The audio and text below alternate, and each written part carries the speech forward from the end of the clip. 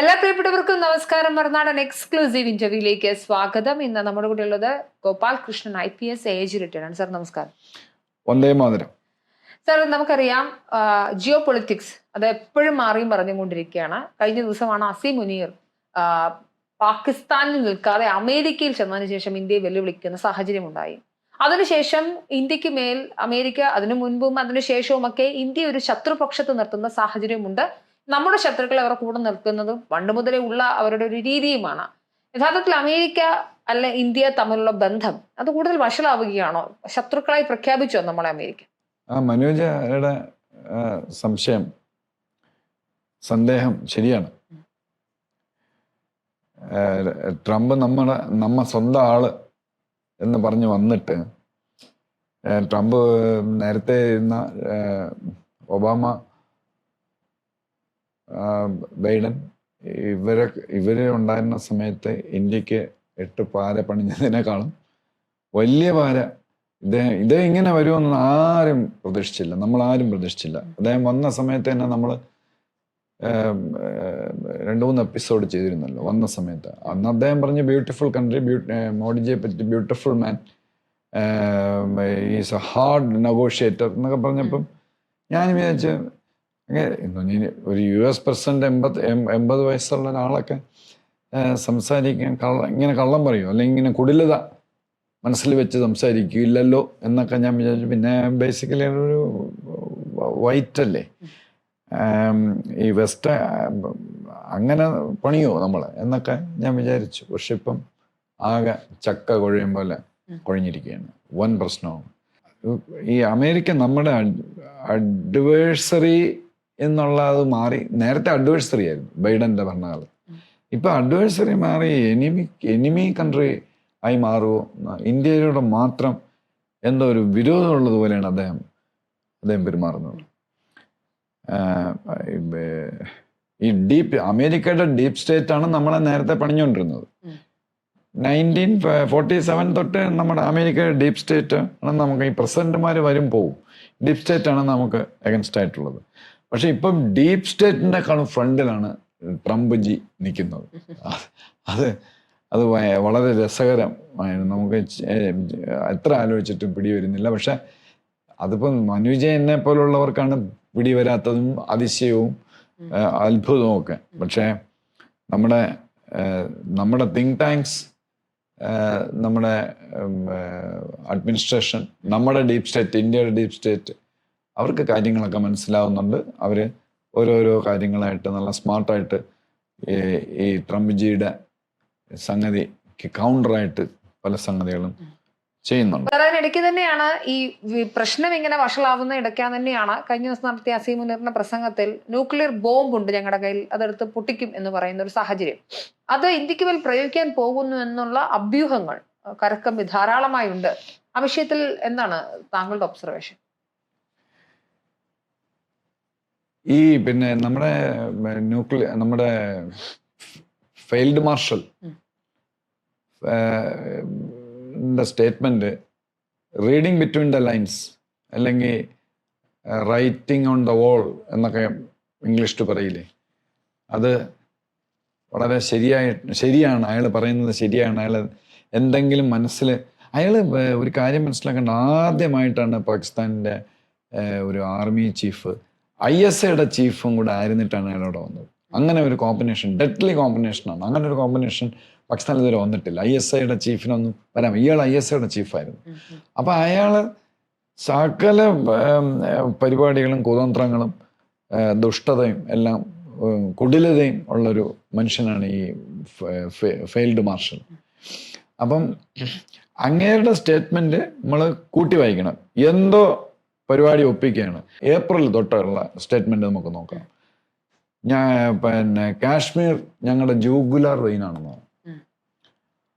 ഉടൻ ഫാൽഗാം അറ്റാക്ക് വന്നു. ജൂഗുലാർ വെയിൻ എന്ന് ഇയാള് ഏപ്രിലിനും ജൂണിനും ഇടയ്ക്ക് ഇയാൾ 2-3 ഫോറത്തിൽ പറഞ്ഞു. വിദേശത്തും US-ലും പാകിസ്ഥാനിലും ഇങ്ങനെ ജൂഗുലാർ വെയിൻ്റെ കാര്യവും, ഇൻഡസ് റിവർ വന്ന നിങ്ങൾ അവിടെ ഡാം കെട്ടിയാൽ ഞങ്ങൾ ന്യൂക്ലിയർ ബോംബ് മിസൈലുണ്ട് ഞങ്ങളുടെ കയ്യിൽ, അത് മുട്ട കച്ചവടത്തിന് വെച്ചിരിക്കുകയല്ല, അത് ഞങ്ങൾ അയക്കും, 10 മിസൈൽ അയക്കും എന്നൊക്കെ ഇയാൾ പറഞ്ഞ 3 പ്രാവശ്യത്തോളം ഈ ഏപ്രിലിനും ജൂണിനും ഇടയ്ക്ക് ഇയാൾ പറഞ്ഞിട്ടുണ്ട്.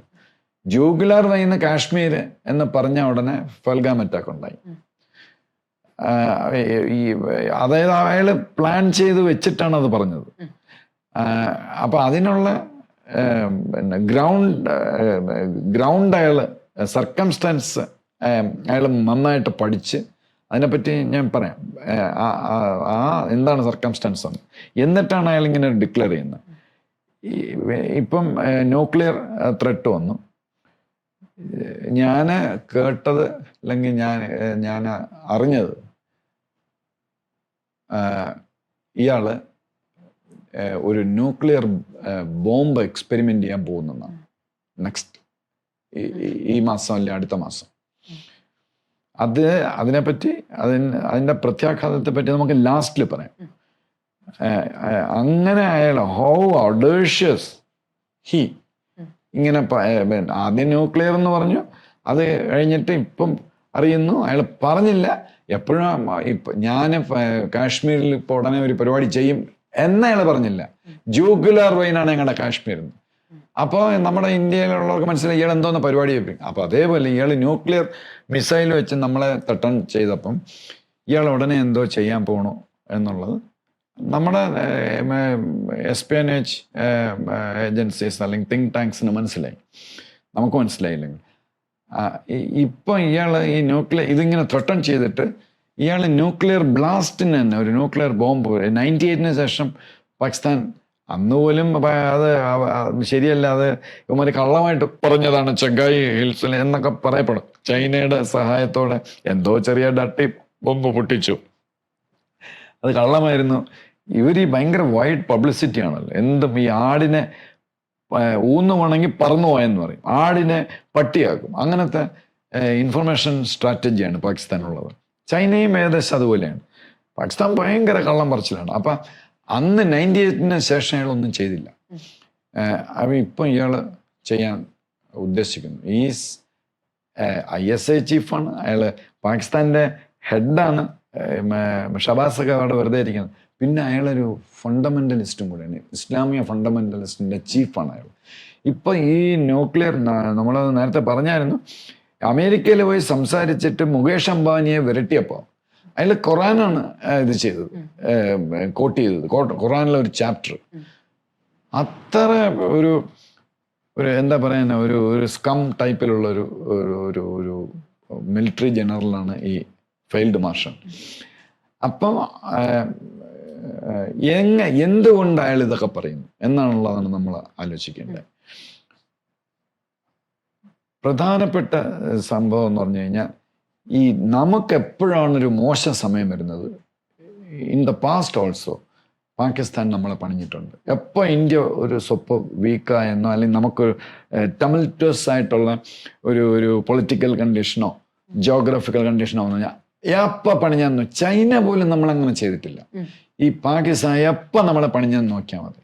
പിന്നെ എപ്പോൾ പണിഞ്ഞാലും അതിൻ്റെ USA ഡീപ് സ്റ്റേറ്റിൻ്റെ അനുഗ്രഹ ശിസ്സുകൾ പാകിസ്ഥാൻ ഉണ്ടായിരുന്നു, അല്ലാതെ അവർ ചെയ്യില്ല. അപ്പം ഇയാൾ പറഞ്ഞതിൻ്റെ ബാക്ക്ഗ്രൗണ്ട് എന്താണെന്ന് വെച്ച് കഴിഞ്ഞാൽ, എന്ന് പറഞ്ഞാൽ ഇപ്പം നല്ല കംഫർട്ടബിളാണ് ഇന്ത്യക്കെതിരായിട്ട് എന്തും പറയാൻ. അതുകൊണ്ടാണ് അങ്ങനെ ഇത് പറഞ്ഞത്. ആ സിറ്റുവേഷൻസ് എന്താണ്, സർക്കംസ്റ്റൻസ് എന്താണെന്നുള്ളതാണ് നമ്മൾ ഇന്നിവിടെ പറയാൻ പോകുന്നത്.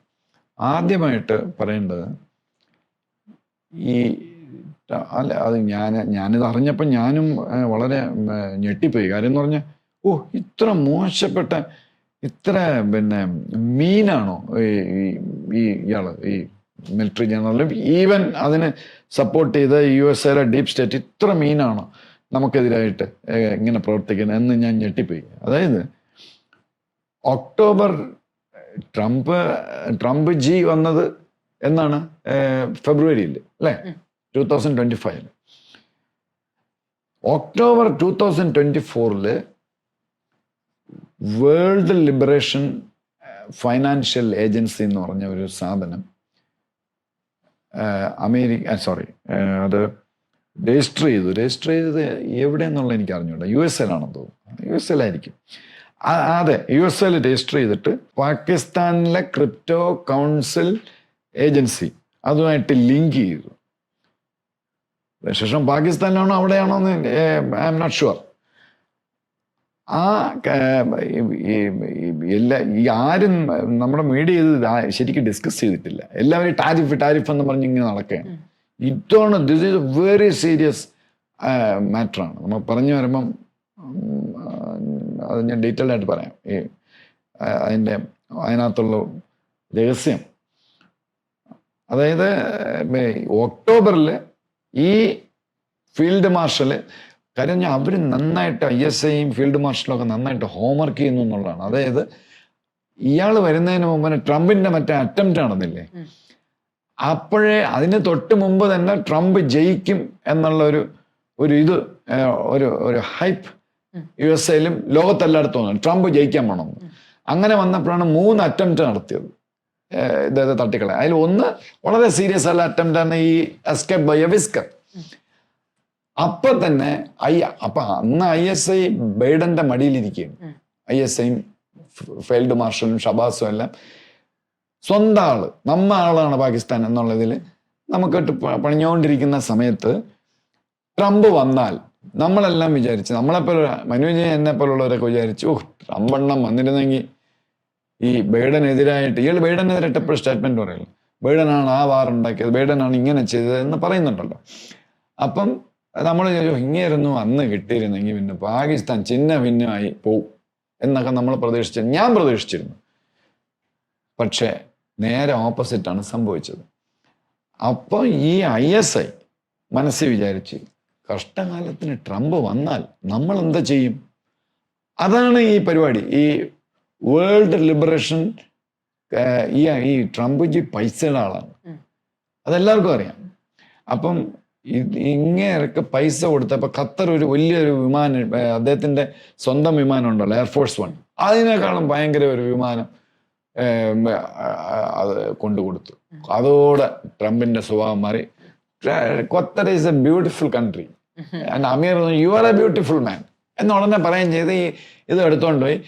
അതുവരെ ഈ ഇസ്രായേലിന്റെ ആ വിഷയത്തിൽ ഖത്തറിനെ കുറെ സ്റ്റേറ്റ്മെന്റ് ഒക്കെ ഇട്ടിരുന്നു. അപ്പൊ ഖത്തറും ഇതേപോലെ ISI ചെയ്ത പോലെ ട്രംപിനെ ഉണ്ട്. അതിനേക്കാളും ഖത്തർ ചെയ്യുന്നേക്കാളും വലിയൊരു സംഭവമാണ് ഇയാൾ അസിം മുനീർ ചെയ്തത്. ഒക്ടോബറിൽ രജിസ്റ്റർ ചെയ്തു. അത് പാകിസ്ഥാന്റെ ഹാൻഡാണ്. അന്ന് ബൈഡനാണ് ഭരിക്കുന്നത്. അത് ആലോചിക്കണം. അന്ന് ബൈഡൻ ചിലപ്പോൾ ഇത് അറിഞ്ഞിരുന്നെങ്കിൽ അപ്പം അടി കൊടുത്തേനെ. മുന്നേ ഞാൻ ട്രംപിന്റെ എതിരാളിയില്ല ബൈഡൻ ചെയ്തിട്ട് ഏപ്രിലിൽ അത് ഡിക്ലെയർ ചെയ്തു ഔദ്യോഗികമായി. ഒക്ടോബർ ഈ വർഷം ഒക്ടോബറിലോ നവംബറിലോ ഈ ഫ്രോഡ് ഫ്രോഡ് എന്ന് പറയാൻ പറ്റില്ല, ഈ ക്രിപ്റ്റോ ഏജൻസി ട്രാൻസാക്ഷൻ തുടങ്ങിയാണ്. $1 ലക്ഷം 1 ലക്ഷം ഇൻവെസ്റ്റേഴ്സ് USA മാത്രം ഇതിനകത്ത് ചെയ്യുമെന്നാണ് പറയുന്നത്. ഈ ഏജൻസി WLF എന്ന് പറയുന്ന ഏജൻസി ഇത് നമ്മൾ ഡിസ്കസ് ചെയ്ത് കഴിയുമ്പം കേൾക്കുന്നവർക്കും മനസ്സിലാവും, ഇയാളൊരു വല്ലാത്ത സാധനമാണ്. നമുക്കൊക്കെ തലയിലെ ബ്രെയിനുള്ള നമ്മുടെ ട്രംപണ്ണൻ, തൊലിയിലും ബ്രെയിനുണ്ട് ഈ ട്രംപണ്ണന്. പിന്നെ ഈ മുനീറിനും അങ്ങനെ തന്നെ ആ രീതിയിലാണ് ഇവർ പ്രവർത്തിക്കുന്നത്. അതായത് ഇതിൻ്റെ സൂത്രധാരൻ എന്ന് പറയുന്നത് ജസ്റ്റിൻ സൺ എന്ന് പറഞ്ഞ ഒരു ചൈനക്കാരനാണ്. അയാള് ചൈനയിൽ നിന്ന് പണ്ടേ ചാടി പോയി. അയാള് ലിബർലാൻഡ്, അയാൾക്ക് പല സിറ്റിസൺഷിപ്പ് ഉണ്ട്. പക്ഷെ അമേരിക്കയിൽ ഉണ്ടായിരുന്നപ്പം ഇയാളുടെ പുറത്ത് മണി ലോണ്ടറിങ്ങിനോ ക്രിപ്റ്റോ കറൻസി വഴി മണി ലോണ്ടറിങ്ങിനോ മറ്റോ ഇയാളുടെ പുറത്ത് എൻക്വയറി ഉണ്ടായിരുന്നു. അപ്പോൾ പിന്നെ അത് ട്രംപ് വരുമ്പം പെൻഡിങ് ആണ്. എന്നിട്ട് ട്രംപ് എന്ത് ചെയ്ത് പിന്നെ ഇയാളുടെ പുറത്ത് ഇൻവെസ്റ്റിഗേഷൻ നടന്നുകൊണ്ടിരിക്കുകയാണ്. അപ്പോൾ ട്രംപ് ഇയാൾ എന്താ ചെയ്തു, ഇയാൾക്കും ഭയങ്കര തലയാണല്ലോ ജസ്റ്റിൻ സാൻ. ഇയാളൊരു ഒരു $30 million അങ്ങോട്ട് കൊടുത്തു. ട്രംപിന്റെ എന്താ ഇലക്ഷൻ ഫണ്ടിനോ അതിനോ അങ്ങോട്ട് കൊടുത്തു. അതിൽ പറയുന്നത് ഏകദേശം $55 million നെറ്റ് ചെയ്തെന്നാണ് ട്രംപെണ്ണൻ ഈ ഡീൽ വഴി. 30 കൊടുത്ത് അതെങ്ങനെയെന്ന് എനിക്ക് മനസ്സിലായില്ല. അതോടെ ഞാൻ ആലോചിക്കുന്നതല്ല, നമ്മളെല്ലാവരും പറഞ്ഞു ഇന്ത്യ ഭയങ്കര കറപ്റ്റാണ്. ഇന്ത്യയിൽ കറപ്ഷൻ ഉണ്ട് ഇല്ല എന്നല്ല, കേരളം ഭയങ്കര കറപ്റ്റാണ്. അപ്പം ഞാൻ ഈ അടുത്ത കാലം വരെ വിചാരിച്ചിരുന്നു USA ഇങ്ങനെ പല പരിപാടികളൊക്കെ ഇന്ത്യക്കെതിരായിട്ടൊക്കെ ചെയ്യലും ദാറ്റ്സ് എ ബെറ്റർ കൺട്രി എന്ന് പറയുന്നത്. പക്ഷെ ഇപ്പൊ ഇതൊക്കെ കേൾക്കുമ്പോൾ നമ്മളെക്കാളും വേഴ്സാണ്. ഇങ്ങനെ ഒരു സംഗതി, ഒരു പ്രവൃത്തി ഇവിടെ ഇന്ത്യയിൽ ചെയ്ത ഓപ്പോസിഷനോ അല്ലെങ്കിൽ ആരായിരുന്നാലും, BJP ആയിരുന്നാലും കോൺഗ്രസ് ആയിരുന്നാലും CPM ആയിരുന്നാലും ഇവിടെ ജീവിക്കാൻ നോക്കൂല. പുറകെ നടന്ന് അത് വലിയ സ്കാമാക്കി അവൻ്റെ കച്ചവടം പൂട്ടും. അപ്പൊ ഇവിടെ അമേരിക്ക പോലും നമ്മളെ വെല്ലുന്ന രീതിയിൽ ചില ടോപ്പ് ലെവലിൽ അവർ ഭയങ്കര കറപ്ഷൻ നടത്തുന്നുണ്ട്. അവിടെ ഒരു എൻക്വയറി ഒന്നും ഇല്ലേ എന്നാണ് ഇപ്പൊ കോൺഗ്രസ്മെൻ എന്ത് ചെയ്യുന്നു, അമേരിക്കൻ കോൺഗ്രസ്മെൻ എന്ത് ചെയ്യുന്നു എന്നാണ്. ഇപ്പൊ എന്നെ പോലുള്ള ഒരുത്തന് ഇതുപോലുള്ള ഇൻഫർമേഷൻ ഞാൻ വേറൊരാളുടെ നിന്നായിരിക്കുമല്ലോ ഇൻഫർമേഷൻ, അല്ലെങ്കിൽ വേറെ എന്തെങ്കിലും വായിച്ചിട്ടായിരിക്കുമല്ലോ. അപ്പൊ അത് പ്രിന്റ് ചെയ്യുന്ന റെസ്പോൺസിബിൾ ആളുണ്ടല്ലോ. അപ്പൊ അവരറിഞ്ഞിട്ടല്ലേ ഇതൊക്കെ പ്രിന്റ് ചെയ്യുന്നത് അല്ലെങ്കിൽ ഇത് ചെയ്യുന്നത്, ഡിസ്കസ് ചെയ്യുന്നത്. ട്രംപ് എന്നിട്ട് എന്താ ചെയ്തെന്ന് പറഞ്ഞു കഴിഞ്ഞാൽ എൻ്റെ പോയിന്റ് അതിലേക്ക് വന്നപ്പോഴാണ് മാറിപ്പോയത്. US സുപ്രീം കോടതി ജഡ്ജ് ഇത് സ്റ്റേ ചെയ്തു. ഈ ട്രംപ് അണ്ണന് $30 million കിട്ടിയ ഉടനെ കിട്ടിയത് ട്രംപ് അണ്ണന്, പക്ഷെ സ്റ്റേ വന്നത് ഈ ഇവന്റെ ജസ്റ്റിൻ സാമിന്റെ പുറത്ത് സ്റ്റേ വന്നു. അത് പോയി തീർന്നു. സ്റ്റേ എന്ന് പറഞ്ഞു കഴിഞ്ഞാൽ എവിടെയാണെങ്കിൽ സ്റ്റേ ലിഫ്റ്റ് ചെയ്യും, പിന്നെ ഇനിയൊന്നുമില്ല, അതങ്ങ് ഡിസിപ്പിറ്റേറ്റ് ചെയ്ത് പോകും. അതോടെ അയാൾ അവിടെ നിന്ന് ചാടി നേരെ ക്രൊയേഷ്യയുടെ തൊട്ടടുത്ത് ഡാന്യൂബ് റിവറിൻ്റെ അടുത്ത് ലിബർലാൻഡ് എന്ന് പറഞ്ഞാൽ ലോകത്തിലെ 3ാമത്തെ വലിയൊരു രാഷ്ട്രം, ചെറിയ രാഷ്ട്രം, മൊണോക്കോ, വത്തിക്കാൻ, മൊണോക്കോ, ലിബർലാൻഡ്, 1000 പേരേ ഉള്ളവിടെ സിറ്റിസൺസ്. അവരെല്ലാം ഈ ഷിപ്പിലൊക്കെയാണ്, ഈ ക്രൂസ് അതിലാണ് ജീവിക്കുന്നത്. എല്ലാം ലിബറലാണ് അവിടെ. അതിനകത്ത് സിറ്റിസൺഷിപ്പ് കിട്ടാൻ ബുദ്ധിമുട്ടാണ്, എന്താ ഇൻവെസ്റ്റ്മെന്റ് അങ്ങനെയൊക്കെയാണ്. അവിടുത്തെ പ്രൈം മിനിസ്റ്ററാണ് ഇയാളെ പ്രൈം മിനിസ്റ്ററായിട്ട് എലക്ട് ചെയ്തു, നമ്മുടെ ജസ്റ്റിൻ സാം. ലോകത്തിൽ ക്രിപ്റ്റോ കറൻസി, ബ്ലോക്ക് ചെയിൻ വഴി എക്കോണമി തന്നെ, ട്രാൻസാക്ഷൻ, എവറിഥിങ് നിങ്ങൾക്ക് അവിടെ പോയി കഴിഞ്ഞാൽ, ലിബർലാൻഡിൽ പോയി കഴിഞ്ഞാൽ എല്ലാം ഇതുപോലത്തെ പരിപാടിയാണ്, എല്ലാം ക്രിപ്റ്റോ വഴിയുള്ളതാണ്. അങ്ങനെ അല്ലാത്തവന്മാർ ഇങ്ങോട്ട് വരണ്ട. അയാളാണ് ലിബർലാൻഡിലെ ഇയാള് ഈ ചൈനക്കാരൻ. അപ്പം ഈ ചൈനയായിട്ട് ലിങ്ക് വരുമല്ലോ നാച്ചുറലായിട്ട്. അപ്പം ഇയാള് ഒരു തലതൊട്ടപ്പനാണ് ഈ ബ്ലോക്ക് ചെയിൻ, ക്രിപ്റ്റോ കറൻസി, ഇതിന്റെ കൂടെ ചാവോ എന്ന് പറഞ്ഞ ചൈനക്കാരനും കൂടെ ഉണ്ട്. ഇവര് രണ്ടുപേരുമാണ് നമ്മുടെ പാകിസ്ഥാനിലെ WLF ചെയ്തിരിക്കുന്നത്. ഇനിയുള്ള അപ്പം അയാൾ ഊരിക്കൊണ്ടുപോയി, മറ്റേ കേസിൽ നിന്ന് ഊരിക്കൊണ്ടുപോയി. അത് കഴിഞ്ഞിട്ട് ഇനിയുള്ള കാര്യം കേൾക്കുമ്പോഴാണ് നമ്മൾ ഞെട്ടുന്നത്. നമ്മുടെ ട്രംപ് അണ്ണന്റെ ഫാമിലിക്ക് 60% ഇൻവെസ്റ്റ്മെന്റിനകത്തുണ്ട്, WLF-നകത്ത്. മനസ്സിലായേ? ടാരിഫ് അല്ല ഇവിടുത്തെ പ്രശ്നം, റഷ്യയുടെ ഉക്രൈൻ വാറല്ല ഇവിടുത്തെ പ്രശ്നം. ഇത് മറച്ചു വെക്കാനുള്ള സ്മോൾ സ്ക്രീനാണ് നമ്മുടെ ട്രംപ് അണ്ണനും. ഇത് മാർക്ക്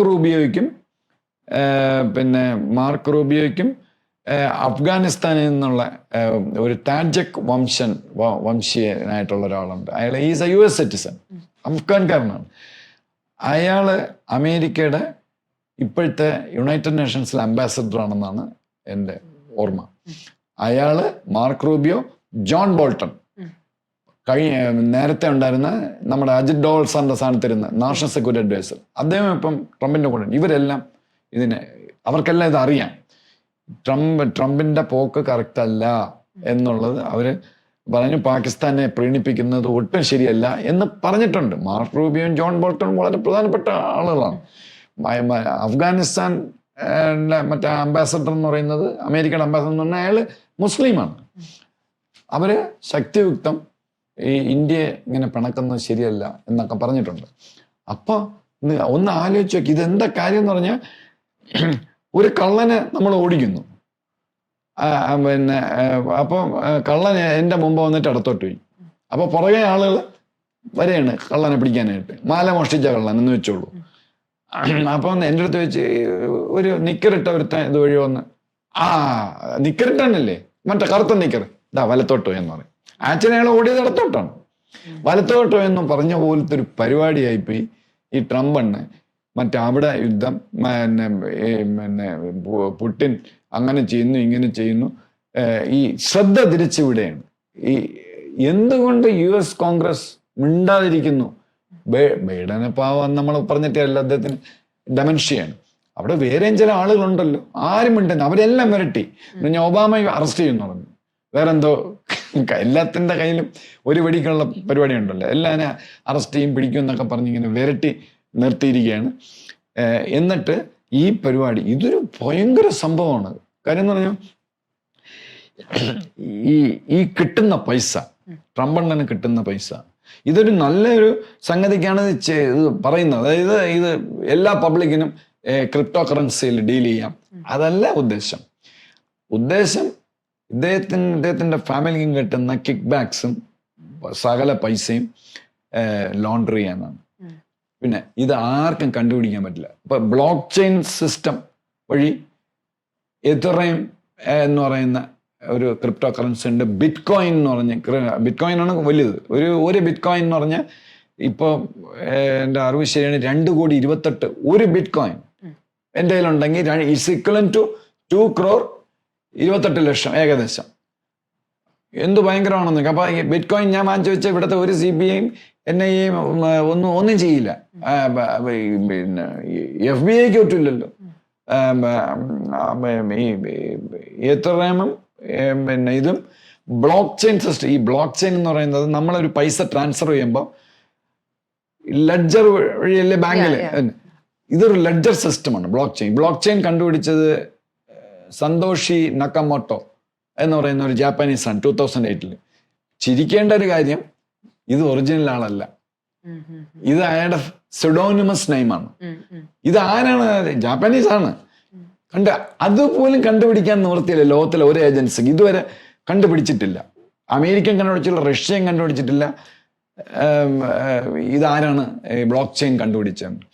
പിന്നെ എത്രയും അത് ഡാറ്റ മൺറോ എന്ന് പറയുന്ന ക്രിപ്റ്റോ കറൻസിയാണ്. മൺറോ ലോകത്തിലെ ഏറ്റവും ഡിഫിക്കൽട്ട് ക്രിപ്റ്റോ കറൻസിയാണ്.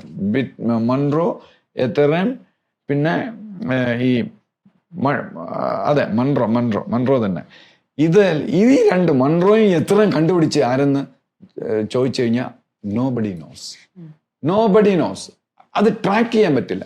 അതുപോലെ തന്നെ ഇവർ കണ്ടുപിടിച്ച ഈ ഫൈനാൻഷ്യൽ ഏജൻസിയിൽ WLF പൈസ ഇട്ട് കഴിഞ്ഞാൽ ട്രാക്ക് ചെയ്യാൻ പറ്റില്ല എന്ന് പറഞ്ഞാൽ റിംഗ് സിഗ്നേച്ചർ.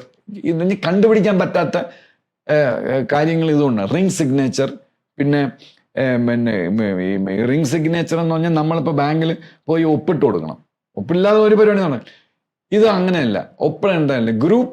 ഇതിനകത്ത് ഗ്രൂപ്പ് സിഗ്നേച്ചറിൽ ആണ് നമ്മൾ ട്രേസ് ചെയ്യാൻ പറ്റില്ല. പിന്നെ ഇപ്പൊ ട്രംപണ്ണന്റെ മകൻ, 2 മക്കളും, പിന്നെ സണ്ണിലൈൻ കൃഷ്ണർ എന്ന് പറഞ്ഞ സണ്ണിലൈനൊക്കെയാണ് ഇതിന്റെ ആളുകളെന്ന് പറയുന്നത്. അവരെയൊന്നും കണ്ടുപിടിക്കാൻ പറ്റില്ല, ട്രേസ് ചെയ്യാൻ പറ്റില്ല. സുഡോണിമസ് നെയിംസിന് ട്രാക്ക് ചെയ്യാൻ ബുദ്ധിമുട്ട്. അപ്പോൾ സംഗതി മനസ്സിലായല്ലോ, കോടിക്കണക്കിന് രൂപ അവിടുന്ന് ഇവിടുന്നും എല്ലാം വരും. പിന്നെ ചൈന കൊടുക്കും. പിന്നെ ഈ എന്താ ഇന്ത്യയിലൂടെയുള്ള ദേഷ്യം എന്ന് പറഞ്ഞു കഴിഞ്ഞാൽ നമ്മളത് മനസ്സിലാക്കി, ഇന്ത്യൻ ഏജൻസീസ്. അപ്പം പ്യൂട്ടിനതറിയാം. അപ്പൊ ആദ്യം പ്യൂട്ടിനെ ഒതുക്കാനാണ് നോക്കുന്നത്. എനിക്കൊരു സംശയം, ഇനി നമ്മുടെ ഏജൻസീസ് ആണോ പ്യൂട്ടിനെ അലർട്ട് ചെയ്തത്, അല്ലെങ്കിൽ പിന്നെ പ്യൂട്ടിനുമായിട്ട് കുഴപ്പമൊന്നുമില്ല, ബ്യൂട്ടിഫുൾ മാൻ ആണ്, ഇപ്പൊ സ്ട്രോങ്, അദ്ദേഹം പേര് മാറ്റി. ചിലപ്പോൾ നമ്മുടെ ഈ ഇതുവെല്ലാം കേട്ടിട്ടാണോ എന്തോ, ബ്യൂട്ടിഫുൾ മാൻ അദ്ദേഹം മാറ്റി, അദ്ദേഹം ഇപ്പൊ സ്ട്രോങ് മാനാക്കി. ഇന്നലെ മെനഞ്ഞാന്ന് അദ്ദേഹം നമ്മ പ്യൂട്ടിനെ സ്ട്രോങ് മാൻ എന്നാണ് പറഞ്ഞിരിക്കുന്നത്. അപ്പം ഇത് നമ്മൾ കൊടുത്തോണ്ടാണോ ഈ ലോകത്ത് നമ്മളെ ഒറ്റപ്പെടുത്തിയിരിക്കുകയാണ്. ഈ ഇദ്ദേഹം വന്നത് ചൈന ഇപ്പൊ റെഡിയാക്കും എന്ന് പറഞ്ഞിട്ടാണ്. ഫെൻഡലിൻ കയറ്റി അയച്ചു, മറ്റേ ഇന്ത്യ USA മൊത്തം നശിപ്പിച്ചു, അതിന് ഞാൻ അവന്മാരെ റെഡിയാക്കും. 125 ടാരിഫൊക്കെ ആദ്യം അടിച്ചു കൊടുത്തു, പിന്നെ അത് 50 ഇപ്പൊ ചൈനയുടെ പുറത്തൊന്നുമില്ല ടാരിഫ്, 30% ഉള്ളൂ. മാത്രമല്ല അത് ഡിലേ ചെയ്യും. അല്ല അത് നമ്മുടെ മൗലവിക്കകത്തൊരു പങ്കുണ്ട്. അപ്പൊ അങ്ങനെ ചെയ്ത് ഇപ്പൊ റഷ്യയായിട്ട് പ്രശ്നമൊന്നുമില്ല. അപ്പൊ പിന്നെ പ്രശ്നം ആരാണ്? ഇന്ത്യക്കാരാണ്. അതാണ്, അങ്ങനെയാണ് അദ്ദേഹം കൊണ്ടുവന്നിരിക്കുന്നത്. നമ്മളെ വളഞ്ഞിട്ട് ആക്രമിക്കുന്നതിന് തുല്യമാണ്. ട്രേഡ് എല്ലാം ഒക്കെ സ്തംഭിച്ച് നിൽക്കുകയാണ്. ഇനി മലബാർ എക്സസൈസ് ഒന്നുമില്ല. പിന്നെ മാത്രമല്ല, ട്രംപ് അണ്ണന് ഇൻഡോ പസഫിക് റീജിയനിൽ താല്പര്യമില്ല. നേരത്തെ അത് നമ്മൾ ഒരു എപ്പിസോഡിൽ പറഞ്ഞിരുന്നു, ഇത് മൊത്തം ഇന്ത്യ ഏൽപ്പിക്കാൻ പോകണം, ഇന്ത്യയാണ് നോക്കണം, ചൈന. അങ്ങനെയല്ല, നേരെ ഉൾട്ടാ. ഇദ്ദേഹം ഫ്ലിപ്പ് ഫ്ലോപ്പ് മാസ്റ്ററാണ്. അദ്ദേഹം പറഞ്ഞ ചൈന നീ സൂക്ഷിച്ചോ, നിനക്ക് വെച്ചിട്ടുണ്ട്. ഇപ്പൊ ട്രംപ് പറയുന്ന വാചകങ്ങൾ വെച്ച് നമുക്ക് ഒരു കാര്യത്തെ അനലൈസ് ഒന്നും പറ്റില്ല. അപ്പൊ അദ്ദേഹം മാറിയിട്ട് അപ്പൊ ഇവര് മാറിയാ പിന്നെ ചൈന ഇന്ത്യയും മാത്രമല്ലേ ഉള്ളൂ. അപ്പൊ ചൈനയ്ക്ക് നമുക്ക് വിട്ടുകൊടുക്കാൻ പറ്റില്ല. അപ്പൊ ഇന്ത്യ വളരെ സ്ട്രോങ് ആയിട്ട് ഇൻഡോ പസഫിക്കിൽ ഇടപെട്ടേ പറ്റുള്ളൂ. അമേരിക്ക ഇല്ല, USA ഇല്ല, റഷ്യ ഇവിടെ വരില്ല. അപ്പൊ ചൈനയ്ക്ക് റൂം കൊടുത്തിരിക്കുകയാണ്. അപ്പം ചൈനയ്ക്ക് ഇപ്പൊ ഇത് കുറച്ചു. മാത്രമല്ല, ഈ മൗലവി ഫീൽഡ് മാർഷല് അവിടെ പോയത് ഈ ചൈനയും ഇത് 1971 എൻ്റെ ഓർമ്മയിൽ അതാണ് പറഞ്ഞത്. 1971 കിസ്സിഞ്ചർ അമേരിക്കയുടെയും ചൈനയുടെ ഇടയ്ക്കൊരു ചൈനയല്ല, ഡങ് സിയോപിങ് മാവോ ഒന്നും ആദ്യം, പിന്നെ ഡങ് സിയോപിങ്ങിന്റെ സമയത്തുണ്ട്. ഇവരുടെ ഇടയിലൊരു പാലമായിട്ട് കിസ്സിഞ്ചർ വർക്ക് ചെയ്തു. ഇപ്പോൾ ഒരുപാട് വർഷത്തിന് ശേഷം 2025 ചൈനയും പിന്നെ അമേരിക്കയും USA ട്രംപ് അണ്ണനെ ഉടക്കി നിൽക്കുമ്പോൾ ഈ മൗലവിയാണ് പാലം. മൗലവി ഇപ്പം പോയിട്ട് ന്യൂക്ലിയർ ബോംബിടും എന്നൊക്കെ നമ്മളെ പറഞ്ഞ് ഭീഷണിപ്പെടുത്തിയിട്ട് ഇയാൾ നേരെ പോയത് ചൈനയിലാണ്. സെയിം ഫ്ലൈറ്റ് അല്ല, ഒരു 3-4 ദിവസം കഴിഞ്ഞാൽ ചൈനയിൽ പോയപ്പം കഴിഞ്ഞ ബുധനാഴ്ച അയാൾ പോയത് ജൂലൈ 20 ശേഷം മറ്റാണ് മൗലവി പോയത് ചൈനയിൽ.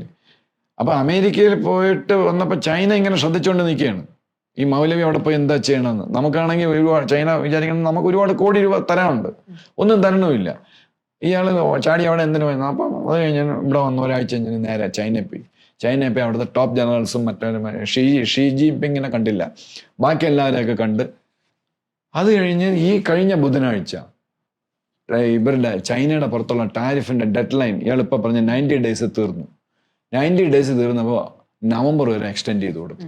അത് ഇയാൾ വഴിയാണ്, ഇയാൾ ചെന്ന് പറഞ്ഞാണ്. അത് ഞാൻ ട്രംപ് അണ്ണനെ പറഞ്ഞ് മനസ്സിലാക്കി. അവർ ഭയങ്കര ടഫായിരുന്നു, പക്ഷെ എന്നാലും ഞാൻ അങ്ങനെ എന്തോ ഒരു ഹാങ്കി പാങ്കി ബിസിനസ് ആണ് ഈ മൗലവി കൊണ്ട് USA ചെയ്യിപ്പിച്ചത്. അപ്പോൾ കൊടുത്തു അവർക്ക് ടാരിഫ് കൺസെഷൻ നീട്ടിക്കൊടുത്തു. ഇപ്പം ചൈന US പ്രൊഡക്ട്സിന്റെ പുറത്ത് 125% ഉണ്ടായിരുന്നത് എന്താ 10% ആക്കി കൊടുത്തു. അവന് ഈ USA ചൈനയുടെ പുറത്ത്, ഇന്ത്യക്ക് 50, ചൈനയുടെ പുറത്ത് 30. അപ്പം അതുകൊണ്ട് നമ്മളോട് എന്തോ ഒരു ഭയങ്കര വിരോധമുള്ളതുപോലെ ഡീൽ ചെയ്യണം. അപ്പം ഈ വിരോധം ഇതാണ്. നോബൽ സമ്മാനം അതൊരു റീസൺ ആണ്, അതിന് സംശയമൊന്നും വേണ്ട. പക്ഷെ നോബൽ സമ്മാനം ഞാനിപ്പോൾ കഴിഞ്ഞ എപ്പിസോഡ് ചെയ്തപ്പോൾ എനിക്ക് ഈ ഇൻഫർമേഷൻ കിട്ടിയില്ലായിരുന്നു. അന്ന് one of the reasons Y Trump is at loggerheads with India is because of this Nobel സമ്മാനം. പക്ഷെ ഇപ്പം നോബൽ സമ്മാനം നമ്പർ 2 ആണ്. നോബൽ സമ്മാനം കിട്ടാത്തത് നിങ്ങൾ പറഞ്ഞുകൊണ്ടാണ് എന്ന് ഉള്ളത് ഉണ്ട്. നമ്പർ 1 നമ്മുടെ ട്രംപ് അണ്ണന്റെ ഫാമിലിയുടെ ഈ ക്രിപ്റ്റോ ബിസിനസ് പാകിസ്ഥാനി ഓപ്പൺ ചെയ്താണ്. അപ്പൊ എന്ത് കൊടിലതയുള്ളവന്മാരാണ് ഈ ഇവന്മാർ പാകിസ്ഥാനിലെ. ഇത് ഷബാസ് പാവ അയാൾക്കതൊന്നും അറിഞ്ഞൂടാ, ഇതെല്ലാം ഇയാളാണ് ചെയ്യണത്. അതിനകത്തുള്ള വേറൊരു വലിയൊരു അപകടം എന്താണെന്ന് വെച്ച് കഴിഞ്ഞാൽ, നമ്മുടെ ഇന്ത്യൻസ് ഇല്ലേ, നമ്മുടെ ഈ മറ്റേന്താ കിങ് ഫിഷറിന്റെ വിജയ് മാല്യ, പിന്നെ നീരജ് മോഡി, മറ്റേ വജ്രവ്യാപാരി, മറ്റവന്മാരും മറിച്ചവരൊക്കെ നമ്മുടെ ജനങ്ങളുടെ പൈസയാണല്ലോ മൊത്തം വെട്ടിച്ച് ബാങ്കിൽ നിന്ന് കൊണ്ടുപോയത്. ഇതുപോലുള്ളവന്മാരും പിന്നെ ഒരുപാട് പേര് പറഞ്ഞിട്ടില്ല, അറിഞ്ഞൂടാ, അനോണിമിറ്റിയാണ്. അവന്മാരെല്ലാം ഇവിടെ പൈസ ഇടും. അതും കൂടെ ഉണ്ട്. അത് ഇയാളുടെ ബുദ്ധിയായിരിക്കും, മൗലവി പറഞ്ഞു കൊടുത്തായിരിക്കും. അപ്പൊ ഇതിനകത്തിടും. അത് പാകിസ്ഥാൻ എന്ന് എഴുതി വെച്ചിട്ടില്ലല്ലോ. ഈ സാധനം പാകിസ്ഥാൻ ആണ്, ബാക്ക്ഡ് ബൈ ജസ്റ്റിൻ സാനും പിന്നെ മറ്റേ ചൈന സാവും പിന്നെ വേറെ പലരും ഒക്കെ എൻ്റെ പുറകിലുണ്ട്. അപ്പൊ ഇന്ത്യക്കൊരു ഭയങ്കര പാരയാണ്. ഇത് ഒക്ടോബറിലാണ് ഇത് റിലീസ് ചെയ്യുന്നത്, ഫസ്റ്റ് സെയിലോ അങ്ങനെ എന്തോ. അപ്പൊ ഇവരിങ്ങനെ ഇയാള് പിന്നെ ഏപ്രിൽ 17 മറ്റോ ഇയാൾ ആദ്യം പോയി, മൗലവി അവിടെ. എന്നിട്ട് മെയ് 17 തോന്നുന്നു, 2 മാസത്തിനകത്ത് ഇയാൾ ഇപ്പൊ പോയി വീണ്ടും മൗലവി. അപ്പൊ കഴിഞ്ഞ പ്രാവശ്യം മെയ് 17 ഏപ്രിൽ 17 എനിക്ക് ഓർമ്മയില്ല, ഇയാൾ അങ്ങോട്ട് പോകുന്ന കണ്ടപ്പോൾ നമ്മുടെ മോഡിജിക്ക് മനസ്സിലായി ഇയാൾ പോണത് ചുമ്മാതല്ല, ഇയാൾ നമുക്കിട്ടെന്തോ പണിയാൻ പോണതാണ് മൗലവി എന്നുള്ള മനസ്സിലായി. അപ്പം നമ്മുടെ 18 മീറ്റിംഗ് ട്രംപുമായിട്ടുള്ള ഈ മൗലവിയുടെ. 17 നമ്മുടെ മോഡിജി അബൌട്ട് 35 മിനിറ്റ്സ് ട്രംപുമായിട്ട് ഫോണിൽ സംസാരിച്ചു. പിന്നെ ഇതുപോലുള്ള കാര്യങ്ങൾ ഇയാളെ അവിടെ ഫ്രാൻറ്റിക്കായിട്ട് വിളിച്ചാണ്. ഇയാളെ അടുപ്പിക്കരുത്, അയാളെ അലവൻസ് കൊടുക്കരുത്, ഇന്ത്യക്ക് എതിരായിട്ട് നിൽക്കുന്ന ആളാണ് എന്ന്. പക്ഷെ മോഡിജിക്ക് അറിയാമായിരുന്നു ഇത് ബാക്കിംഗ് കണ്ടും ഇതൊന്നും. എന്നാലും പറയേണ്ടത് നമ്മുടെ ചുമതലയാണ്, അദ്ദേഹം പറഞ്ഞു. പക്ഷെ ട്രംപ് കേട്ടില്ല. ട്രംപ് 18 വൈറ്റ് ഹൗസ് വിളിച്ച് ഇയാൾക്ക് ഡിന്നറും റെഡ് കാർപ്പറ്റ് വെൽക്കം എല്ലാം കൊടുത്തു. എന്നിട്ടാണ് ഇയാൾ അത് ഫസ്റ്റ് ആദ്യത്തെ ഇതാണ്. അത് കഴിഞ്ഞിട്ട് അന്ന് ഇവിടെ നമ്മുടെ ആളുകളെല്ലാം ഇങ്ങനെ അന്തമിട്ട് നിൽക്കുകയാണ്. ഇപ്പൊ കഴിഞ്ഞേ ഉള്ളൂ, ഇയാൾ എന്തിനാ വിളിച്ച? ഷഹബാസ് ഇരിക്കുമ്പോൾ ഷഹബാസിനെ വിളിക്കാതെ ഇയാൾ എന്തിനു വിളിച്ചെന്നോ. മാത്രമല്ല 2 മാസം കഴിഞ്ഞ് ഇപ്പൊ പോയി വീണ്ടും നമുക്കെതിരായിട്ട് ഇതൊക്കെ പറഞ്ഞു. അപ്പം USA നമുക്ക് അഗൻസ്റ്റ് തന്നെയാണ്. USA പറയുന്ന പോലെ നമ്മളെ മോഡിജി പറഞ്ഞിരിക്കുന്നത്, നമ്മുടെ ഇന്ത്യ പറഞ്ഞിരിക്കുന്നത്, we are your trade partner, we are not your vassal state. അടിമ രാഷ്ട്രമല്ല, you are your trade partner. So we are like Russia or Japan. we cannot obey you against our conscience. അപ്പം അതെ, vassal state അല്ല, we are your trade partner, your trade partner. ഇപ്പൊ അതുമെല്ലാം പോയി. അപ്പം this is one of the main reasons why Trump, not America, Trump hates our deep state. അടുത്തത് നൂർഖാൻ ബേസിൽ May 10 നമ്മൾ 22 മണിക്കൂറാണ് ഓപ്പറേറ്റ് ചെയ്തത് പാകിസ്ഥാനെതിരായി, 22 hours. അവരെ ഏകദേശം കുറെ കാര്യങ്ങൾ ചെയ്ത കാര്യങ്ങളെല്ലാം പൾവറൈസ് ചെയ്തു. പക്ഷെ കൂടുതൽ കാര്യങ്ങൾ ചെയ്യേണ്ടിയിരുന്നു, അത് ചെയ്തില്ല. ചെയ്ത കാര്യങ്ങളെല്ലാം നിലം പരിശാക്കി തകർത്തു. അതില് നമ്മുടെ ഏജൻസീസിന് പോലും ഇനിയിപ്പം ചിലപ്പോൾ എൻ്റെ ഒരു പോലീസ് ബുദ്ധിയിൽ പറയുന്നത് ശരിയാണോ എന്നില്ല. ചിലപ്പോൾ AP സിംഗ്, നമ്മുടെ ഇന്ത്യൻ എയർഫോഴ്സ് ചീഫ്, വന്ന് പറഞ്ഞത് 5-6 എയർക്രാഫ്റ്റ് പോയെന്ന് പറഞ്ഞ് ഇത്രയും മതി ഇപ്പം തൽക്കാലം എന്ന് വെച്ചിട്ടാണോ നമുക്കറിഞ്ഞൂടാ. അവർ മൊസാദുമായിട്ടൊക്കെ ഡിസ്കസ് ചെയ്ത്, ഡിഫൻസ് മിനിസ്റ്റർ മോഡിജി ആയിട്ടൊക്കെ ഡിസ്കസ് ചെയ്തിട്ടായിരിക്കും അദ്ദേഹം അങ്ങനെ ഒരു സ്റ്റേറ്റ്മെന്റ്, കൺട്രോൾഡ് സ്റ്റേറ്റ്മെന്റ് ആയി.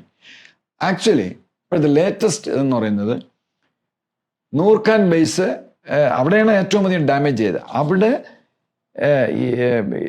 US നമുക്ക് എഗൻസ്റ്റ് ആയതിൻ്റെ ഒരു കാരണമാണ് ഈ പറയുന്നത്. ഇപ്പോഴാണ് ഇത് ട്രിക്കിൾ ഔട്ട് ചെയ്യുന്നത്, ഇതുപോലുള്ള കാര്യങ്ങൾ. ഒരു 10 ദിവസമേ ഉള്ളൂ.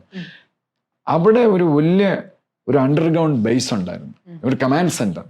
ആ കമാൻഡ് സെന്റർ മാൻ ചെയ്തിരുന്നത് US ആണ്. അവിടെ ചൈനയും ടർക്കിയും ഒന്നുമില്ല, US ആയിരുന്നു. അപ്പൊ അതിനകത്ത് US പേഴ്സണൽ കൊല്ലപ്പെട്ടു. ഇത് നമ്മൾ എപ്പിസോഡിൽ നേരത്തെ പറഞ്ഞിട്ടുണ്ട്. പക്ഷെ നമുക്ക് എവിടെയെന്ന് അറിഞ്ഞുകൂടായിരുന്നു.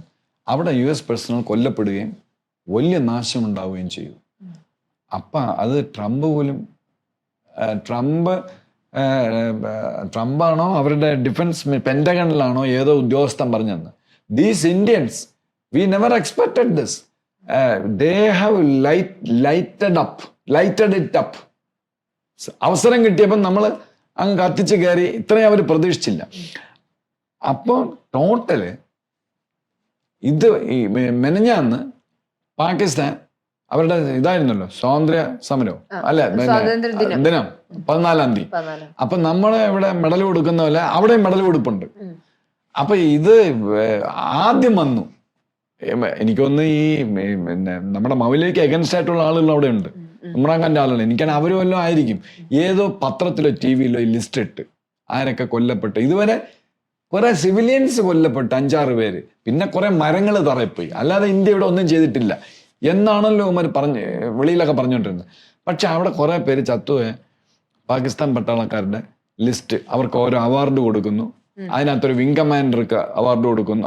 മരിച്ചുപോയി ലൈറ്റ് ഈ നമ്മുടെ ഇവിടുത്തെ കീർത്തി ചക്ര അതുപോലുള്ള സാധനങ്ങൾ കൊടുക്കുന്നു. അപ്പൊ അതുമായിട്ട് ബന്ധപ്പെട്ട് നോക്കുമ്പോൾ 1500 പേര് കൊല്ലപ്പെട്ടിട്ടുണ്ട്, ഇൻക്ലൂഡിങ് സിവിലിയൻസ് 1500.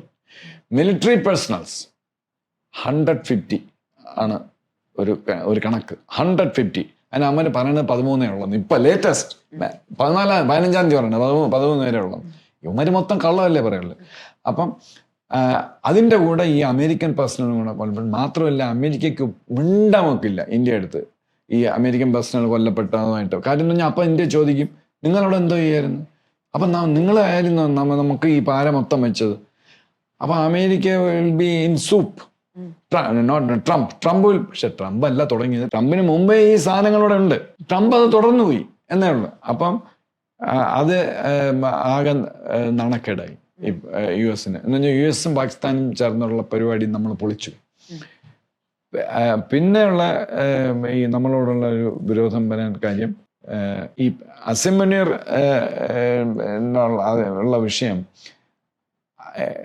ഈ ഞാൻ പറഞ്ഞില്ലേ നൂർഖാൻ ബേസ്, ഈ നൂർഖാൻ ബേസ് അവരെല്ലാം സ്പീഡിൽ റിപ്പയർ ചെയ്തു പലതും. പക്ഷെ നൂർഖാൻ ബേസ് പിന്നെ കിനാര ഹിൽസ് അവിടെ ഒന്നും റിപ്പയർ ചെയ്യാൻ പറ്റില്ല. റിപ്പയർ ചെയ്യാൻ അവർക്ക് ടെക്നോളജി ഇല്ല പാകിസ്ഥാന്. അപ്പോൾ വെളിയിലെ എല്ലാം കോൺട്രാക്റ്റ് ആണല്ലോ. യു എസ് എക്ക് വന്ന് ഡയറക്റ്റായിട്ട് ചെയ്യാനെന്ന് ഓർത്തില്ല. എന്ന് പറഞ്ഞാൽ നമ്മളെ 2 സാറ്റലൈറ്റ് 2-3 സാറ്റലൈറ്റ് ഇങ്ങനെ കറങ്ങി പോവുകയാണ്. അപ്പോൾ അവർ കോൺട്രാക്റ്റ് കൊടുത്തിട്ട് രഹസ്യമായിട്ടാണ് ചെയ്തത്. ആരും എടുക്കുന്നില്ല. എടുക്കാത്ത കാര്യം എന്ന് പറഞ്ഞു കഴിഞ്ഞാൽ പാകിസ്ഥാൻ്റെ പൈസ ഇല്ല. ഇതിനു മുന്നേ പല കോൺട്രാക്റ്റ് വർക്കും ചെയ്തിട്ട് അവർക്ക് ടെക്നോളജി ഇല്ല. ഇപ്പോൾ വെളിയിൽ നിന്ന് ആരെങ്കിലും വന്ന് ചെയ്യാമെന്ന് പറഞ്ഞാൽ യു എസോ അല്ലെങ്കിൽ UK ആരെങ്കിലും വന്ന് കഴിഞ്ഞാൽ കോൺട്രാക്ടേഴ്സ് ആരും എടുക്കുന്നില്ല. അപ്പോൾ ഇങ്ങനെയൊക്കെ ഒരുപാട് പ്രശ്നങ്ങൾ മുനീർ ഫേസ് ചെയ്തുകൊണ്ടിരിക്കുകയാണ്. അപ്പോൾ ഈ 1500 പേര് കൊല്ലപ്പെട്ടു. ഇത് പത്രങ്ങളുടെയും TV-യുടെ ഇതിൽ അടിച്ചു വന്നു, ഡാറ്റാബേസിൽ അടിച്ചു വന്നപ്പോൾ തന്നെ നമ്മുടെ ഏജൻസീസ് അത് മൊത്തം ഇത് ക്യാമറയിലാക്കി. എന്നിട്ട് ഞാനത് കണ്ടു, ആ ലിസ്റ്റ് ഒരു ഡിസ്കഷനിൽ ഞാൻ കണ്ടു. 1 മണിക്കൂറിനകം അത് ഡിസപ്പിയർ ചെയ്തു, വാനിഷ് ചെയ്തു. ഈ മുനീറിന്റെ എതിരായിട്ടുള്ള ആളുകളാണ് മറ്റോണ്ട് ഇത് ഇട്ടത്. അപ്പം ഏതോ ഒരു പത്രത്തിലുണ്ട്. പത്രത്തിനെതിരായിട്ടൊന്നും നടപടിയാൻ പറ്റെടുത്തു, ഫാൾസ് ന്യൂസ് എന്നൊക്കെ പറഞ്ഞു. അപ്പൊ എല്ലാം ഇത് കവർ ചെയ്തു. അപ്പൊ ഇതെല്ലാം ഈ ട്രംപ് അണ്ണനുമായിട്ടുള്ള ഈ മുനീറിന്റെ കോൺസ്പിറസിയെ എക്സ്പോസ് ചെയ്യുന്ന സംഗതിയാണ്. അപ്പോൾ പിന്നെ ഈ ചൈനക്കാർ 2 പേരുണ്ടല്ലോ, മറ്റേ WLF-ന്റെ ഓണേഴ്സ്. അതാണ് ചൈനയുടെ കൂടെ സോഫ്റ്റ് കോർണർ എന്ന് പറഞ്ഞാൽ ഇതൊരു വലിയ സംഭവമാണ് ഈ ട്രംപിനെ സംബന്ധിച്ചിടത്തോളം. അപ്പൊ ഈ ഇന്ത്യക്ക് അറിയാമെങ്കിൽ, ഇന്ത്യയിൽ എന്നെപ്പോലുള്ളൊരുത്തൻ മനസ്സിലാക്കിയെങ്കിൽ, പിന്നെ നമ്മുടെ റഷ്യൻ ഏജൻസീസ് മനസ്സിലാക്കിയെങ്കിൽ ചൈനയ്ക്ക് ഇത് അറിഞ്ഞൂടെ? ചൈനയുടെ ഇതല്ലേ, ചിലപ്പോൾ ചൈനയുടെ സ്പൈ ആണോ എന്ന് നമുക്ക് അറിഞ്ഞൂടാ. വിടണോ ഈ ജസ്റ്റിൻ സണ്ണും ഷാവോയും. അപ്പം ചൈന ഈസ് ഈഗർലി വെയിറ്റിംഗ്. അല്ലെങ്കിൽ ചൈനയ്ക്ക് അവിടെ ഭയങ്കര ലോബി ഉണ്ടല്ലോ USA-ല്. ഇത് ട്രംപിന് തലവേദനയായിട്ടു.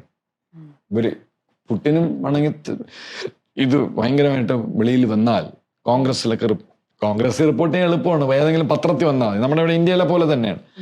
അപ്പൊ ഇനി ചൈനീസ് ഇത് വെളിയിൽ ഇറക്കി കഴിഞ്ഞാൽ he will be in deep soup and Trump will cut a sorry figure before the public. മാത്രമല്ല ഒരു വലിയൊരു വിഷയം വരുന്നത് അടുത്ത നവംബറിൽ മിഡ് ടൈം ഇലക്ഷൻ വരെയാണ്. ഇതെല്ലാം കൂടെ പുറത്തു വന്നു കഴിഞ്ഞാൽ കോൺഗ്രസ്സിലെ ഡെമോക്രാറ്റ്സും ഈവൻ റിപ്പബ്ലിക്കൻസ് ഇയാൾക്കെതിരായിട്ടുള്ളവരും മെമ്പർഷിപ്പ് കൂടും. അതുകൊണ്ട് ട്രംപ് വളരെ വീക്കാവും. പിന്നെ ഉള്ള 2 വർഷം, ഇനി 3.5 വർഷമേ ഉള്ളൂ, 2 വർഷം അദ്ദേഹത്തിന് ഭയങ്കര പ്രശ്നമാണ്. Very difficult to move. ഇനിയുള്ള ഈ 3.5 വർഷം ഇന്ത്യയെ സംബന്ധിച്ചോളം ട്രംപ് പോളിസി ഉടനെ മാറ്റിയില്ലെങ്കിൽ ഇന്ത്യക്കുള്ള ഇനി 3.5 വർഷം വളരെ ഡിഫിക്കൽട്ടാണ്. ഇന്ത്യയുടെ ഈ USA ആയിട്ടുള്ള പരിപാടിക്ക് ഇറ്റ്സ് വെരി ഡിഫിക്കൽട്ട്. അപ്പം നമ്മളപ്പോൾ നമുക്ക് വേറെ മാർഗമൊന്നുമില്ല. നമ്മൾ ഡൈവേഴ്സിഫൈ ചെയ്യുക.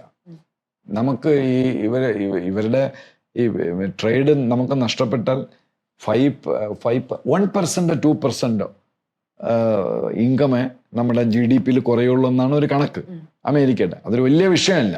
പിന്നെ ടെക്നോളജി വൈസ് ഈ ട്രംപ് ഇങ്ങനെ നിൽക്കുമ്പോൾ ട്രംപിനെ മാത്രമല്ല മെയ് 10 തീയതി നമ്മുടെ വാർ നടക്കുമ്പോൾ വിളിച്ചില്ലേ ട്രംപ് എല്ലാവരും ഒക്കെ വിളിച്ച് പെടുന്നു ബഹളം ഉണ്ടെങ്കിൽ മറ്റേ പാകിസ്ഥാൻ ജനറൽ അയ്യോ രക്ഷിക്കണേ നിലവിളിച്ചല്ലോ. ആ മെയ് 10 തീയതി ഇന്ത്യയും USA-യും തമ്മിലുള്ള 25 വർഷത്തെ എന്തെങ്കിലും ഒരു ട്രസ്റ്റ് ഉണ്ടായിരുന്നെങ്കിൽ, ബൈഡന്റെ ഭരണകാലത്ത് നമ്മൾ തെറ്റിയില്ല, ഒരുപാട് പരിപാടികളുണ്ടായിരുന്നു, അത് പോയി. The trust has disappeared. The bonhomie, the bondage between USA and India just simply vanished. എന്താന്ന് വെച്ച് കഴിഞ്ഞാൽ ഈ നമ്മൾ നേരത്തെ പറഞ്ഞ അതോടെ ഇന്ത്യക്ക് how can USA do this to India? ഒരു കമാൻഡ് സെന്റർ അത് വർക്ക് ചെയ്തിരുന്നെങ്കിൽ എന്നിട്ട് ഇവൻ പറയും ഞങ്ങളാണ് മിസൈൽ ഇട്ടത് മറിച്ചാണ്. പക്ഷെ നമ്മുടെ ആളുകൾ ഇന്ത്യൻ അഡ്മിനിസ്ട്രേഷൻ, ഡീപ് സ്റ്റേറ്റ്, നമ്മുടെ ആംഡ് ഫോഴ്സ്, നമ്മുടെ എസ്പിയോണേജ് ഏജൻസീസ് എല്ലാം ബ്യൂട്ടിഫുൾ വർക്ക് ചെയ്തതുകൊണ്ട് കയറി അങ്ങ് അടിച്ച് ഇവന്മാരെ. USA, ടർക്കി, ചൈന ഇത്രയും പേർക്കെതിരായിട്ട് പ്ലസ് പാകിസ്ഥാൻ 4 രാഷ്ട്രങ്ങൾക്കെതിരായിട്ടാണ് നമ്മൾ ബ്യൂട്ടിഫുൾ വർക്ക് നമ്മൾ ചെയ്തത്. അങ്ങനെയാണ്. അപ്പൊ ആ ട്രസ്റ്റ് പോയി. ഒരിക്കലും USA, ഇപ്പൊ റഷ്യ, നമ്മൾ സ്വന്തം ആളാണ് റഷ്യ എന്ന് പറഞ്ഞിരിക്കുന്നത്. അപ്പോൾ നാളെ പുടിൻ നമ്മളറിയാണ് പ്യൂട്ടിൻ ആണ് ഇന്ത്യ മൊത്തം ഭാര വെച്ചത് എന്നൊക്കെ പറഞ്ഞാൽ നമുക്ക് എന്ത് വിഷമമായിരിക്കും. ഇന്നവരെ അവർ റഷ്യക്കാർ ചെയ്തിട്ടില്ല അങ്ങനെ. ബോറിസ് എൽസിൻ വന്നപ്പം മാത്രമേ അത് അമേരിക്കയുടെ പ്രഷറുകൊണ്ട് ഇന്ത്യക്ക് സഹായമൊക്കെ കട്ടായി വന്നു. അല്ലാതെ അങ്ങനെ പിന്നെ ഒരു കള്ളുകൂടിയ പുള്ളിക്ക് ബോധമില്ല, എപ്പോഴും 24 hours ഡ്രങ്കാണ്. അതുകൊണ്ട് അങ്ങനെ സംഭവിച്ചാണ്. അല്ലാതെ ഒരിക്കലും റഷ്യ നമുക്കെതിരായിട്ട് അങ്ങനെ ചെയ്യില്ല, ഇസ്രായേൽ നമുക്കെതിരായിട്ട് ചെയ്യില്ല. നമ്മുടെ ഒരു ട്രസ്റ്റഡ് ഫ്രണ്ടാണ്. അത്രയും ഇല്ലെങ്കിലും ഈ USA പാകിസ്ഥാനിൽ പോയിരുന്ന് നമുക്കെതിരായിട്ട് ഈ പണി ചെയ്യുമെന്ന് ഒരിക്കലും നമ്മൾ പ്രതീക്ഷിച്ചില്ല. അപ്പൊ ആ ട്രസ്റ്റ് പോയി. That is gone. ഇനി അത് ട്രംപിന്റെ ഭരണകാലത്ത് തിരിച്ചു വരാൻ ഭയങ്കര ബുദ്ധിമുട്ടാണ്.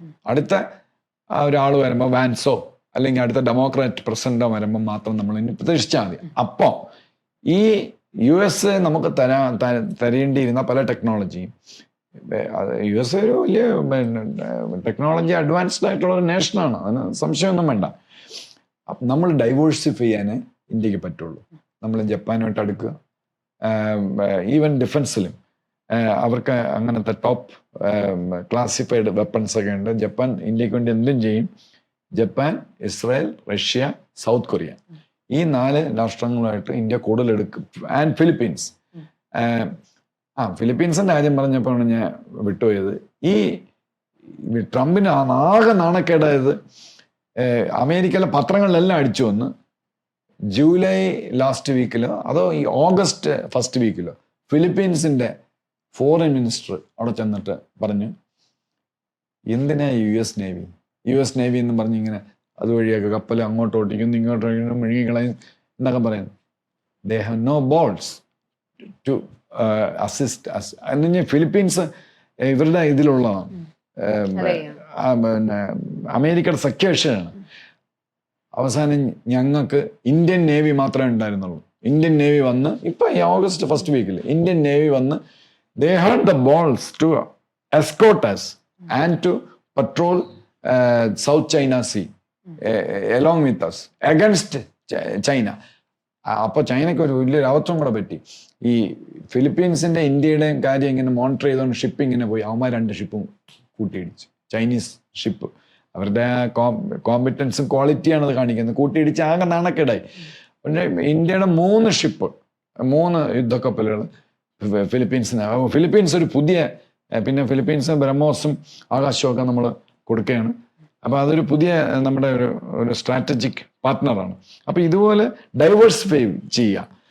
പിന്നെ ഫ്രാൻസ്, നമുക്ക് ഈ പ്രധാനം US നിന്ന് കിട്ടേണ്ടിയിരുന്ന മറ്റേ ഇതായിരുന്നു എൻജിൻ, GE എൻജിനും മറ്റതൊക്കെ, അതിനി വേണ്ട, നമുക്ക് ഫ്രാൻസ് തരും എൻജിനൊക്കെ, അല്ലെങ്കിൽ നമ്മളിവിടെ ഉണ്ടാക്കിയെടുക്കും.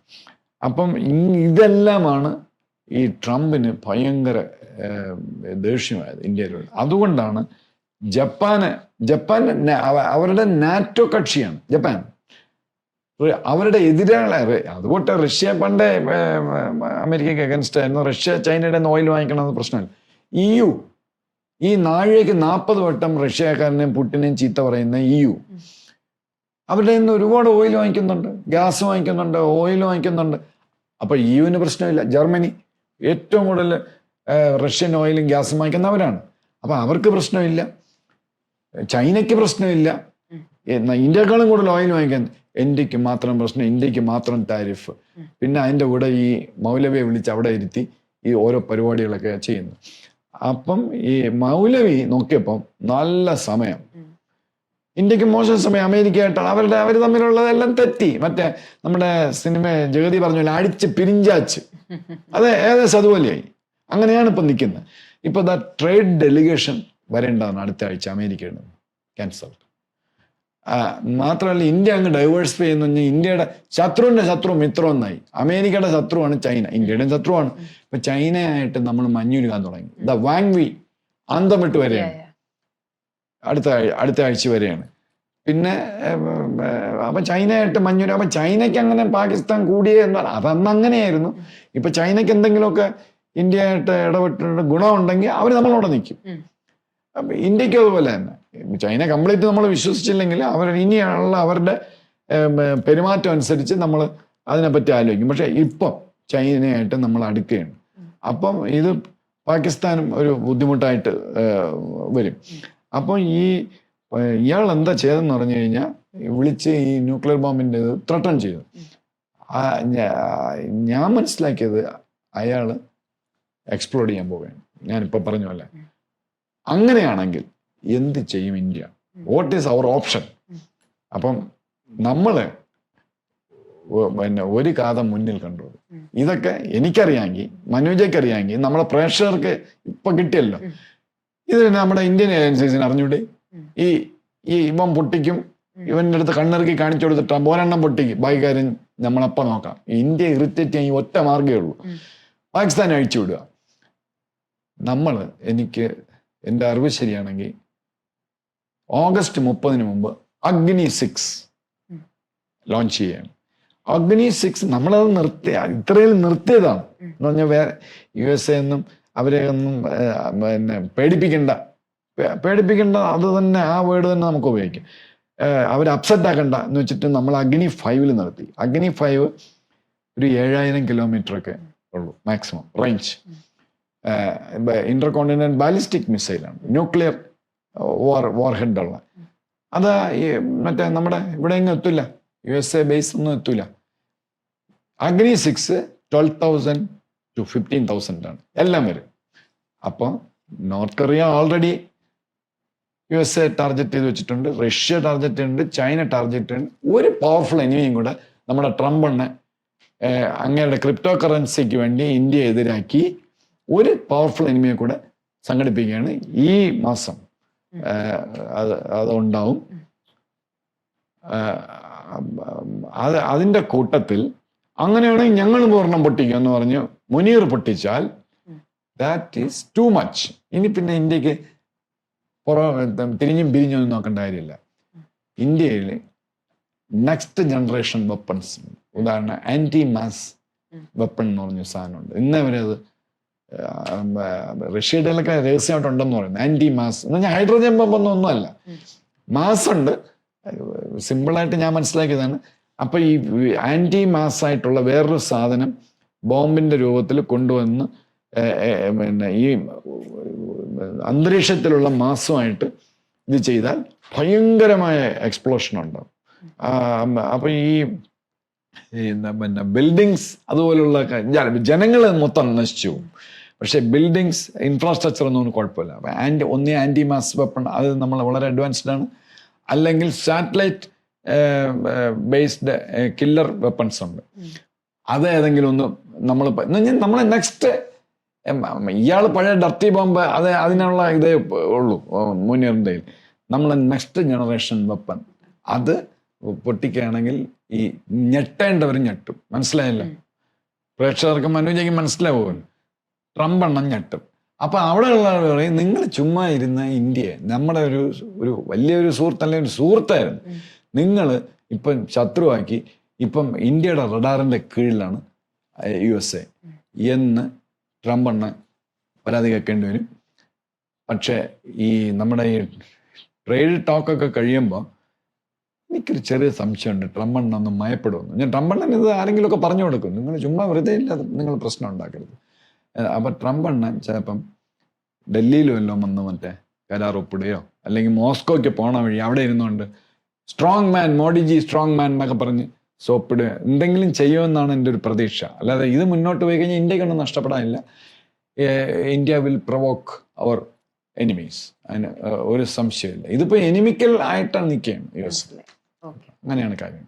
എന്തായാലും വരുന്ന ഭാവി എത്ര ഇന്ത്യയെ സംബന്ധിച്ചിടത്തോളം തന്നെ നിൽക്കുക എന്നത് തന്നെയാണ് ഒരു നമ്മുടെ രാജ്യത്തെ സംബന്ധിച്ചിടത്തോളം വലിയൊരു ഭീഷണിയായി പാകിസ്ഥാൻ അവിടെ ഉണ്ടാകുന്നു. ന്യൂക്ലിയർ ബോംബ് അടക്കമുള്ള കാര്യങ്ങൾ പ്രതിരോധിക്കാൻ നമ്മൾക്ക് ശേഷി കൈവരുമെന്നാണ് സാർ പറഞ്ഞു വെക്കുന്നത്. എന്തായാലും ഒരുപാട് നന്ദി സാർ മർമാനോട് സംസാരിച്ചത്. വന്ദേ മാതരം.